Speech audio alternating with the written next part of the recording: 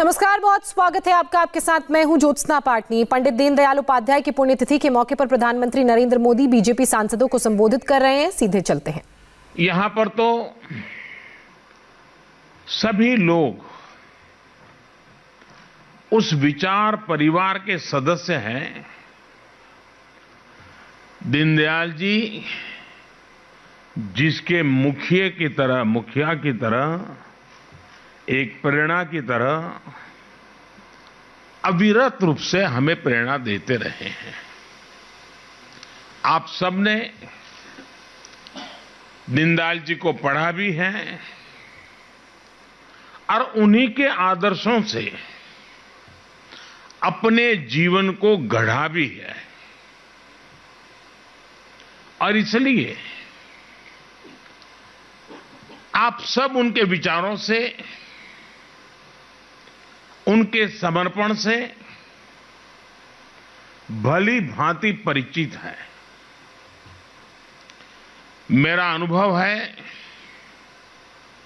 और आपने भी महसूस किया होगा कि हम जैसे जैसे दीनदयाल जी के बारे में सोचते हैं, बोलते हैं, सुनते हैं, उनके विचारों को पढ़ने का प्रयास करते हैं,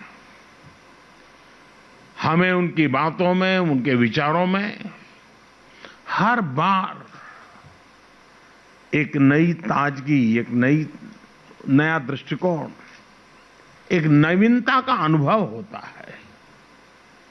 उनके विचार आज भी उतने ही प्रासंगिक है जितने तब थे और आने वाले समय में भी उतने ही आवश्यक रहेंगे जितने आज है। एकात्म मानव दर्शन का उनका विचार मानव मात्र के लिए था।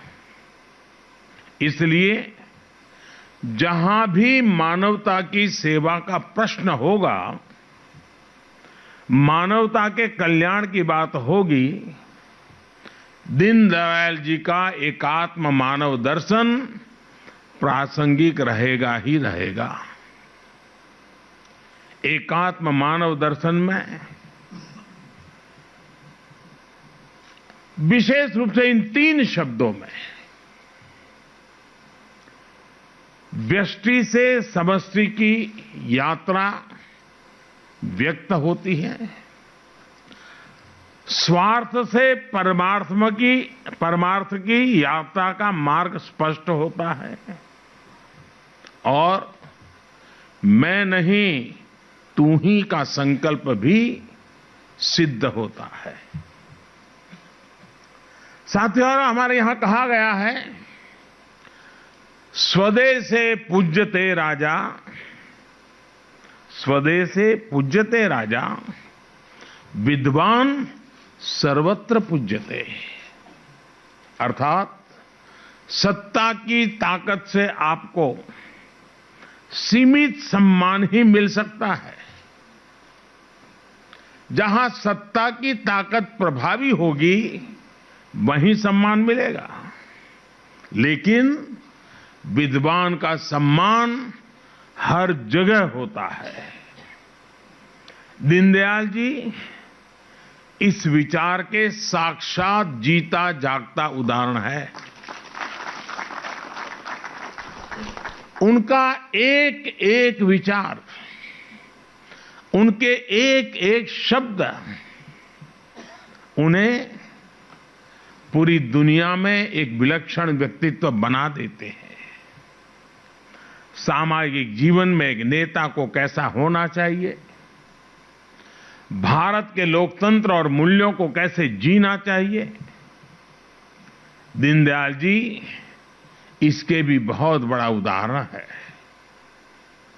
एक और वो भारतीय राजनीति में एक नए विचार को लेकर आगे बढ़ रहे थे, वहीं दूसरी ओर वो हर एक पार्टी, हर एक विचारधारा के नेताओं के साथ भी उतने ही सहज रहते थे।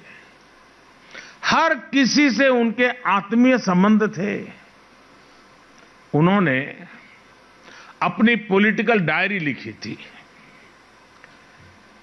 जिसमें नेहरू जी की सरकार की सुरक्षा के संबंध में, खाद्य नीतियों के संबंध में, कृषि नीति के संबंध में खुल करके तथ्यपरक आलोचना की थी, बहुत ही क्रिटिसाइज किया था।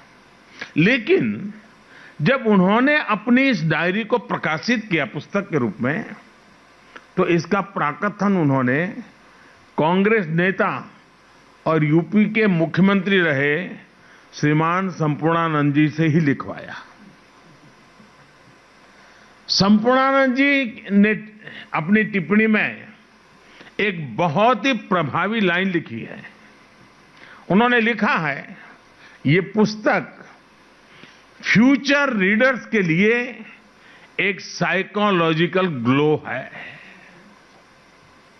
आज दुनिया देख रही है कि इस महापुरुष के विचारों का ये ग्लो कैसे पूरे भारत में अपनी चमक बिखेर रहा है। साथियों, हमारे शास्त्रों में कहा गया है, स्वदेशो भुवनम त्रयम, स्वदेशो भुवनम त्रयम, अर्थात अपना देश ही हमारे लिए सब कुछ है, तीनों लोकों के बराबर है। जब हमारा देश समर्थ होगा तभी तो हम दुनिया की सेवा कर पाएंगे, एकात्म मानव दर्शन को सार्थक कर पाएंगे। दीनदयाल उपाध्याय जी भी यही कहते थे। उन्होंने एक स्थान पर लिखा था, एक सबल राष्ट्र ही विश्व को योगदान दे सकता है। यही संकल्प आज आत्मनिर्भर भारत की मूल अवधारणा है। इसी आदर्श को लेकर ही देश आत्मनिर्भरता के रास्ते पर आगे बढ़ रहा है।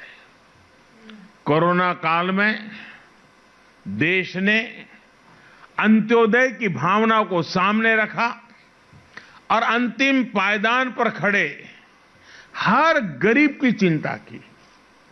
आत्मनिर्भरता की शक्ति से देश ने एकात्म मानव दर्शन को भी सिद्ध किया, पूरी दुनिया को दवाएं पहुंचाई और आज दुनिया को वैक्सीन भी पहुंचा रहा है। साथियों, देश की एकता अखंडता के लिए भी आत्मनिर्भरता की जरूरत पर दीनदयाल जी ने विशेष जोर दिया था। 1965 में भारत पाक युद्ध के दौरान भारत को विदेशों से हथियार के लिए निर्भर रहना पड़ता था और दीनदयाल जी ने कहा था कि हमें सिर्फ अनाज में ही नहीं बल्कि हथियार और विचार के क्षेत्र में भी भारत को आत्मनिर्भर बनाना होगा। उनके इस विजन को पूरा करने के लिए भारत आगे बढ़ रहा है। आज भारत में डिफेंस कॉरिडोर बन रहे हैं, स्वदेशी हथियार बन रहे हैं और तेजस जैसे फाइटर जेट्स भी हवा में उड़ान भर रहे हैं। हथियार के क्षेत्र में आत्मनिर्भरता से अगर भारत की ताकत और भारत की अर्थव्यवस्था मजबूत हो रही है तो विचार की आत्मनिर्भरता से भारत आज दुनिया के कई क्षेत्रों में नेतृत्व दे रहा है। आज भारत की विदेश नीति दबाव और प्रभाव से मुक्त होकर राष्ट्र प्रथम के नियम से चल रही है। नेशन फर्स्ट, प्रकृति के साथ सामंजस्य का दर्शन दीनदयाल जी ने हमें दिया था। भारत आज इंटरनेशनल सोलर अलायंस का नेतृत्व करके दुनिया को वही राह दिखा रहा है। साथियों, दीनदयाल उपाध्याय जी ने दुनिया की किसी भी सोच के प्रभाव में अपने विचारों को नहीं गढ़ा था। इसलिए उनके विचारों में एक मौलिकता थी। भारत की भावना, भारत का मानस, भारत के मूल्य, वेद से विवेकानंद तक की भारत की चिंतन यात्रा, ये सारी बातें दीनदयाल जी के चिंतन में झलकती थी। इसलिए वो एक ऐसी अर्थव्यवस्था की बात करते थे जिसमें पूरा भारत शामिल हो, जिसमें पूरे भारत की विविधता झलके। लोकल इकोनॉमी पर विजन इस बात का प्रमाण है कि उस दौर में भी उनकी सोच कितनी प्रैक्टिकल और व्यापक थी। आज वोकल फॉर लोकल के मंत्र से देश इसी विजन को साकार कर रहा है। आज आत्मनिर्भर भारत अभियान देश के गांव, गरीब, किसान, मजदूर और मध्यम वर्ग के भविष्य का निर्माण का एक माध्यम बन रहा है। आखिरी पायदान पर खड़े व्यक्ति का भी जीवन स्तर कैसे सुधरे, ईज ऑफ लिविंग कैसे बढ़े, इसके प्रयास आज सिद्ध होते दिख रहे हैं।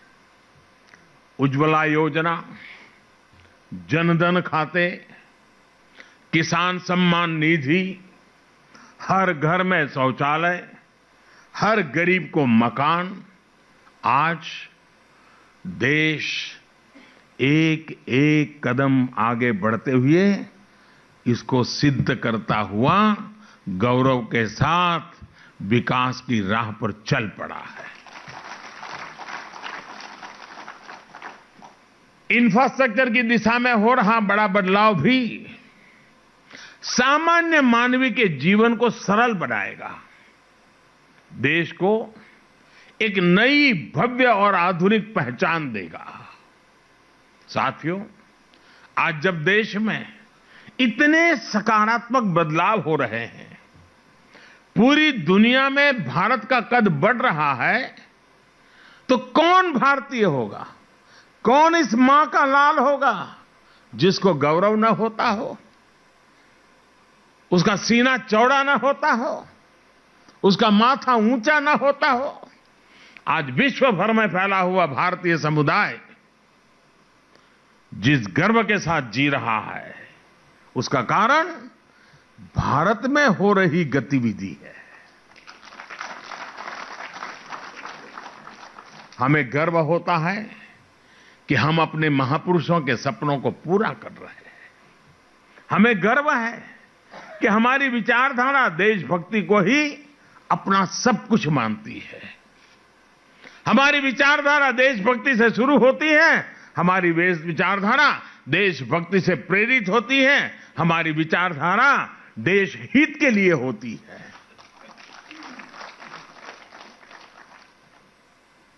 हम उसी विचारधारा में पले हैं जो विचारधारा राष्ट्र प्रथम, नेशन फर्स्ट की बात करती है। ये हमारी विचारधारा है कि हमें राजनीति का पाठ राष्ट्र नीति की भाषा में पढ़ाया जाता है। हमारी राजनीति में भी राष्ट्र नीति सर्वोपरि है। हमें राजनीति और राष्ट्र नीति में से एक स्वीकार करना होगा, तो हमें संस्कार मिले हैं राष्ट्र नीति को स्वीकार करना, राजनीति को नंबर 2 पर रखना। हमें गर्व है कि हमारी विचारधारा सबका साथ, सबका विकास, सबका विश्वास की बात करती है, उस मंत्र को जीती है। आप देखिए, हमारी पार्टी ने अपनी सरकारों में ऐसी कितनी ही उपलब्धियां हासिल की हैं जिन पर आपको गर्व होगा, आने वाली पीढ़ियों को गर्व होगा। जो निर्णय देश में बहुत कठिन माने जाते थे, राजनीतिक रूप से मुश्किल माने जाते थे, हमने वो निर्णय लिए और सबको साथ लेकर लिए।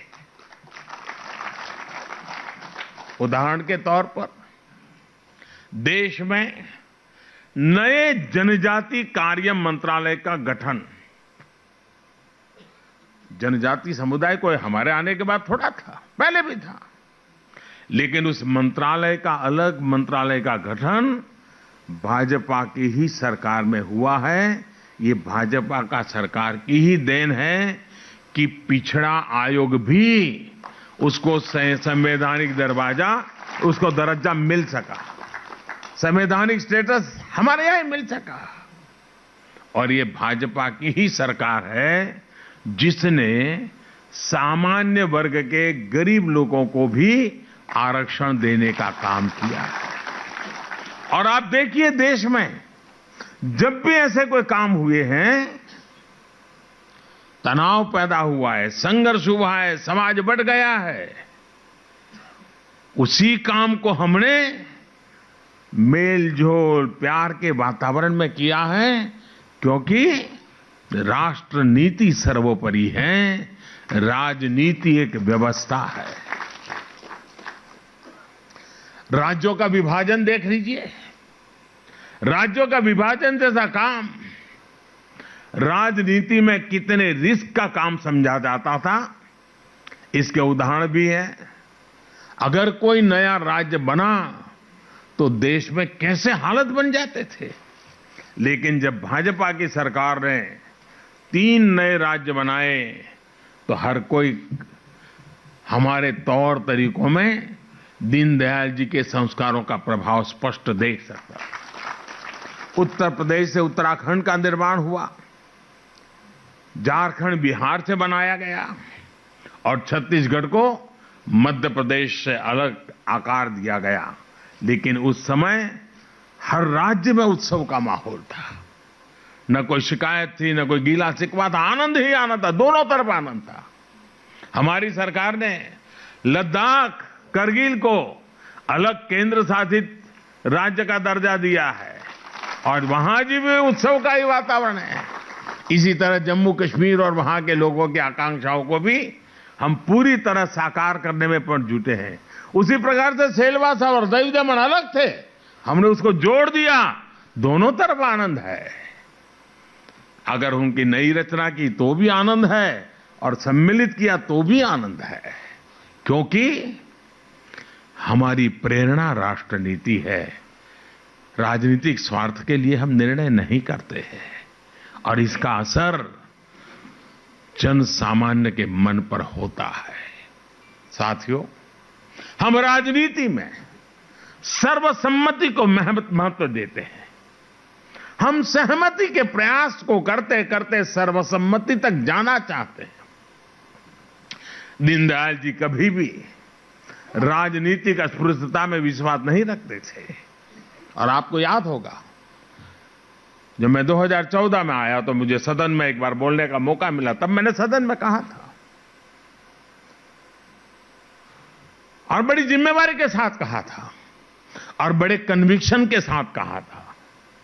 जो इस कन्विक्शन को हम लोग जीते हैं, हमें संस्कार में मिले हैं।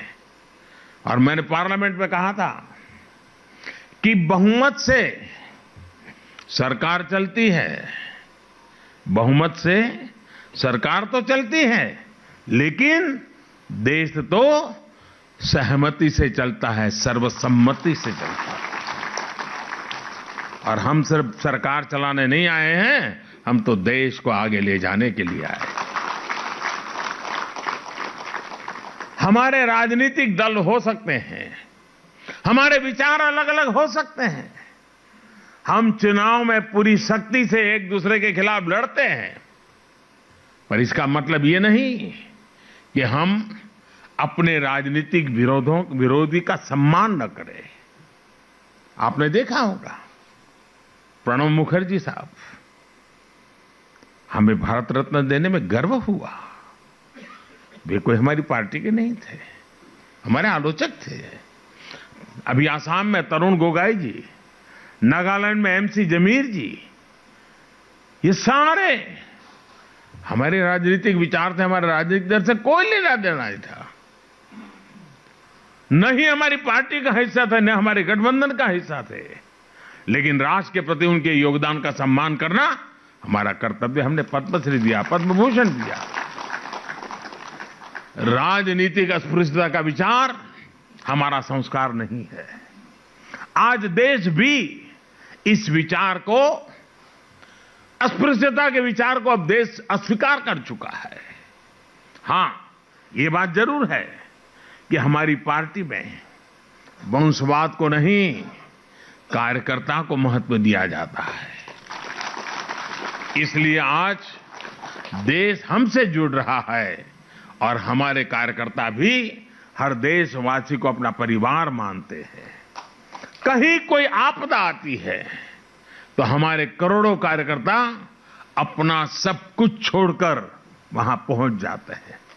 कोरोना जैसा इतना बड़ा संकट आया, दुनिया में हर कोई अपने जीवन के लिए डरा हुआ था, लेकिन हमारे करोड़ों कार्यकर्ताओं ने अपना दायित्व समझकर दिन रात एक कर दिया। राष्ट्रीय अध्यक्ष जी ने पार्टी कार्यकर्ताओं से आह्वान किया था कि सरकार के साथ साथ वो भी अपनी जिम्मेदारी निभाएं। हर कार्यकर्ता ने सेवा के संकल्प को राष्ट्रव्यापी मिशन बना दिया था और मैं पार्टी का आभारी हूं, राष्ट्रीय अध्यक्ष जी का आभारी हूं कि मुझे वीडियो कॉन्फ्रेंस के माध्यम से देश भर के कार्यकर्ताओं के साथ इस कोरोना कालखंड में उन्होंने जो सेवा कार्य किए उसका वृत्त सुनने का अवसर मिला था। हमारे कार्यकर्ताओं ने कैसे कैसे संकटों को, रिस्क को उठाया था और कितने जी जान से उन्होंने गरीबों की सेवा की थी।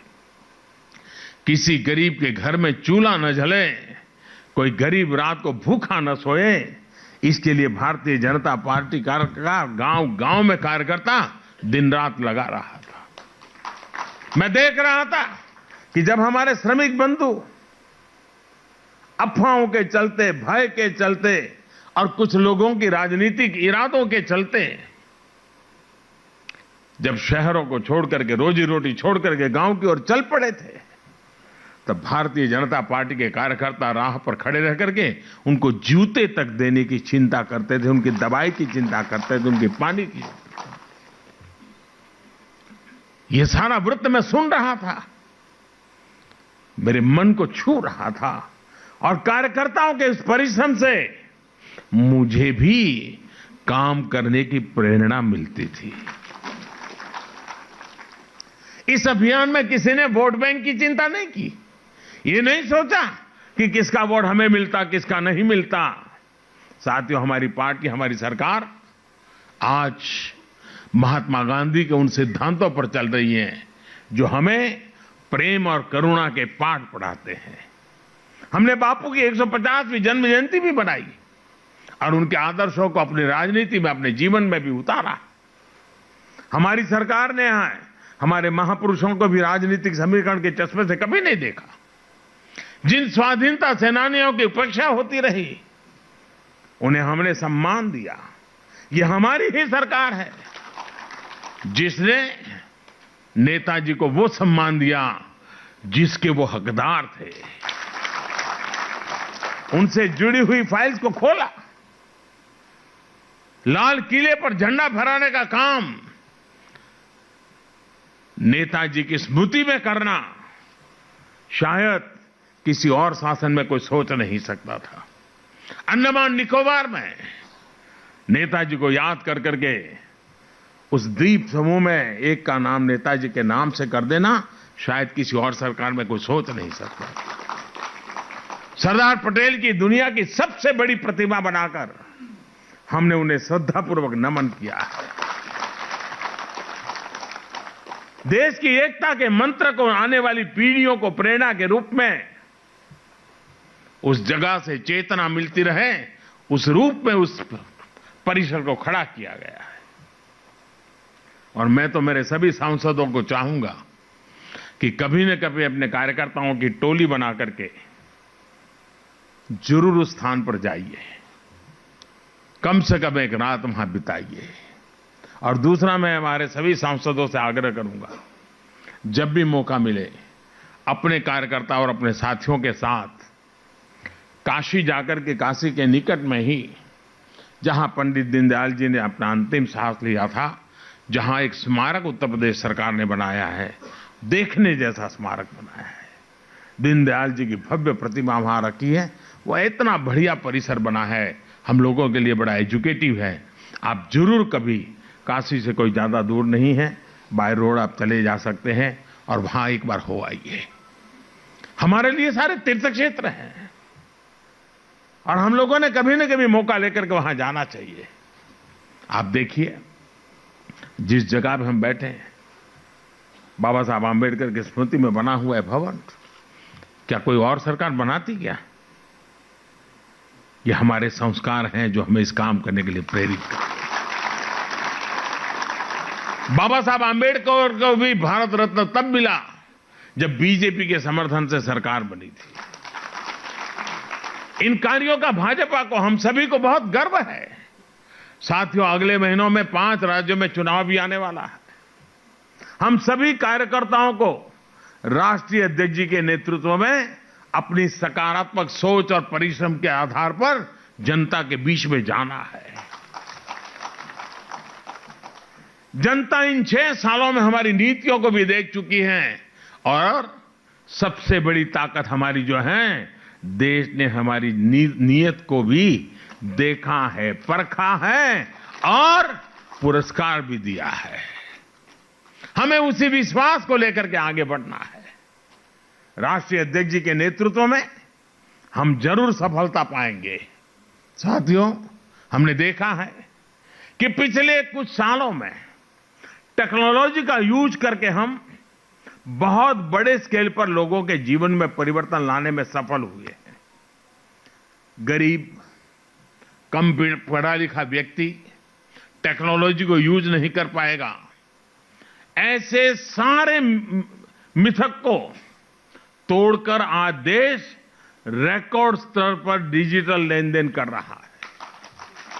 आज देश में हर महीने 4 लाख करोड़ रुपए से भी ज्यादा का लेन देन यूपीआई के माध्यम से हो रहा है।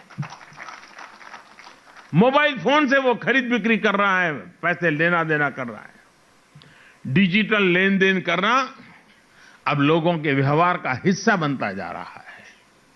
टेक्नोलॉजी के बेहतर इस्तेमाल की वजह से अब गरीब से गरीब व्यक्ति अपना हक बिना किसी भ्रष्टाचार के पा रहा है। पहले कितनी ही योजनाओं का पैसा गरीब तक पहुंच ही नहीं पाता था। आज उसके हक का वही पैसा सीधे उसके बैंक खाते में ट्रांसफर किया जा रहा है।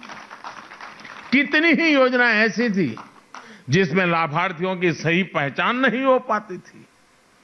जो अपात्र होते थे वो इसका फायदा उठा लेते थे। लेकिन अब टेक्नोलॉजी की वजह से वो सारी पुरानी अवस्थाएं बदल गई हैं। करोड़ों से नाम जो सिर्फ कागजों में थे, जो किसी गरीब का हक उस तक पहुंचने नहीं देते थे, उन नामों को हटाया जा चुका है। और अब वक्त हमारे लिए एक ब्रेक का है, लेकिन ब्रेक पर जाने से पहले आपको बता दें कि इंडिया टीवी पर आज आपके लिए क्या खास है। 12 बजे देखिए भारत के पराक्रम का दम, एलएसी पर चीनी सैनिक कब। 12:30 बजे देखिए टनल 2 में गुड न्यूज कितनी दूर। और दोपहर 1 बजे देखना ना भूलिए सिर्फ 10 मिनट में 100 हेडलाइंस।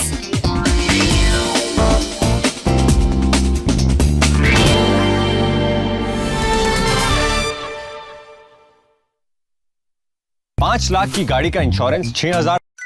Oh my God!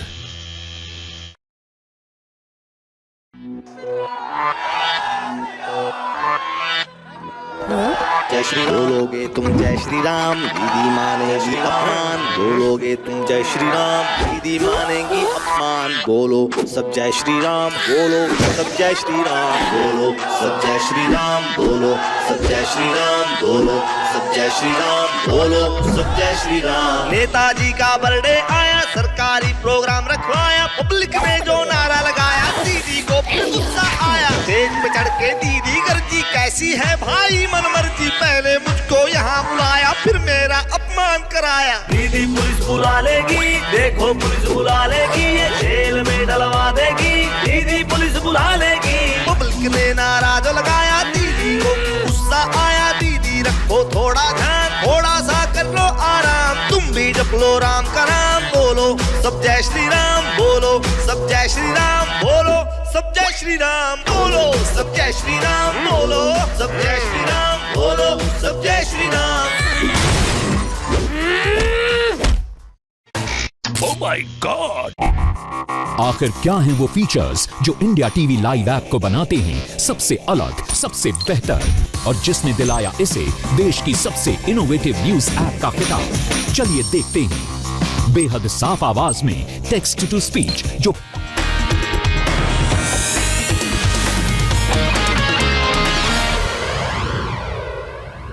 और एक बार फिर से आपको सुनवाते हैं कि प्रधानमंत्री नरेंद्र मोदी इस वक्त क्या कह रहे हैं। के 75 साल सिर्फ रंगाराग कार्यक्रम के समाप्त नहीं होना चाहिए, जन मन के साथ जुड़ने का एक बहुत बड़ा अवसर होना चाहिए, नई पीढ़ी को राष्ट्र के लिए प्रेरणा देने की एक ताकत के रूप में परिवर्तित होना चाहिए।